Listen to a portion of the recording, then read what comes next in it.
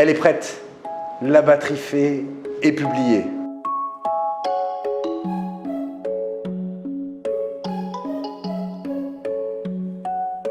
La batterie fait, c'est un projet collectif qui réunit cliniciens et chercheurs avec l'objectif et la volonté de mettre à disposition des professionnels un outil d'évaluation des fonctions exécutives chez les enfants d'âge scolaire.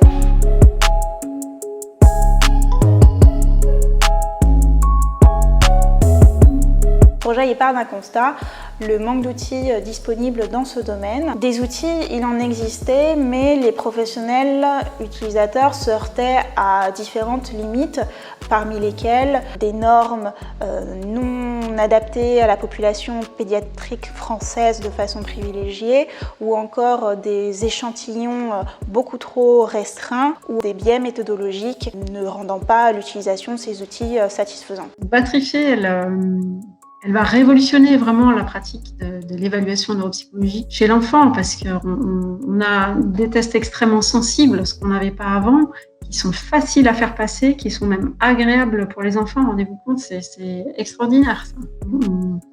On fait des pas de géant là. On sait que l'évaluation neuropsychologique révèle régulièrement la présence de troubles exécutifs qui peuvent avoir un retentissement très vaste. Les apprentissages et les relations interpersonnelles notamment. Dans le cadre du projet fait, j'ai eu la chance de me voir confier la coordination de la partie tumeur cérébrale. J'ai pu recueillir des données expérimentales de la batterie fait pendant plusieurs années sur des patients atteints de tumeur cérébrale et faire des premières études de validité. Et il s'avère que, voilà, contrairement à un certain nombre d'outils dont on disposait jusqu'à présent, on a une très jolie sensibilité de cette batterie et ça permet de révéler des troubles à côté desquels on était susceptible de passer avant. La batterie fait, elle a été empiriquement et théoriquement guidée par des modélisations très récentes qui s'appuient sur l'existence de composantes multiples qui sont à la fois partiellement indépendantes mais également interreliées. Elle repose sur un modèle théorique, ce qui lui garantit quand même une certaine fiabilité. En particulier, elle s'appuie sur le modèle d'Adele Diamond de 2013 qui distingue plusieurs processus exécutifs. Alors, dans la batterie fait, on évalue 4 processus exécutifs: l'inhibition, la mémoire de travail, la flexibilité et la planification. Des épreuves qui s'inscrivent davantage dans un registre visio-spatial et d'autres dans un registre verbal qui nous permettent de démêler les difficultés qui vont être propres aux fonctions exécutives, de celles qui seraient plus à mettre en lien avec un déficit d'egnosie, d'épraxie ou d'une atteinte langagière. Quand on évalue au travers d'un test les fonctions exécutives, ce test, il a forcément une coloration. Ça peut être une coloration verbale, par exemple. Il faut s'assurer que l'enfant, au niveau verbal, ne sera pas pénalisé dans cette tâche pour pouvoir faire des inférences sur ses performances et pouvoir juger de l'intégrité ou non du processus exécutif qu'on veut évaluer. Ça permet aussi d'utiliser la batterie chez quasiment tous les patients, puisque un patient qui aurait des troubles visio-spatiaux importants, on ne peut pas lui proposer par exemple un test de mise à jour visio-spatiale parce que s'il échoue, on ne saura pas si c'est lié à ses troubles visio-spatiaux ou un problème de mémoire de travail ou de mise à jour en l'occurrence. Donc on va pouvoir lui proposer les tests plutôt verbaux de mémoire de travail.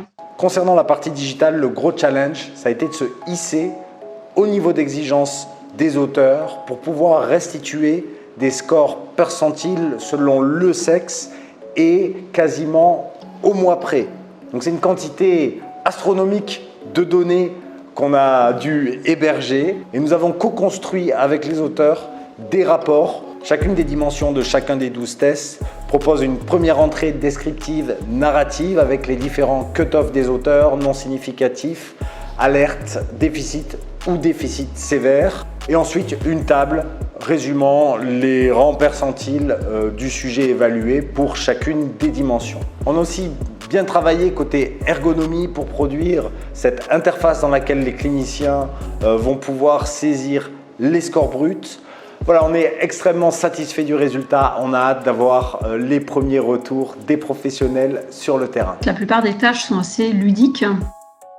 Assez attractive pour les enfants, y compris pour les ados. Jusqu'à 17 ans, ils il boude pas du tout les tâches. Et voilà, ça permet de donner un peu de légèreté à l'évaluation. Moi, j'ai des patients qui sont extrêmement fatigables et en plus, la plupart des tâches ne sont, la plupart, hein, pas toutes, parce qu'il faut quand même un minimum, mais ne sont pas trop fatigantes. Donc, elles sont très agréables à faire passer pour le clinicien, ce qui n'enlève rien. Et elles sont très agréables à passer pour les enfants, avec ce côté très ludique. Ça passe très facilement.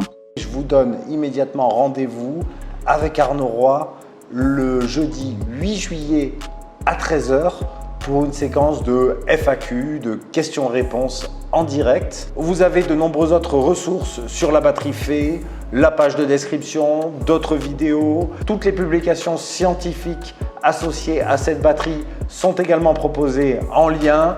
Et je vous signale pour finir l'ouverture des inscriptions à la formation Fée, une formation de 2 jours. Voilà, tout est en lien en description ou dans le chat du congrès.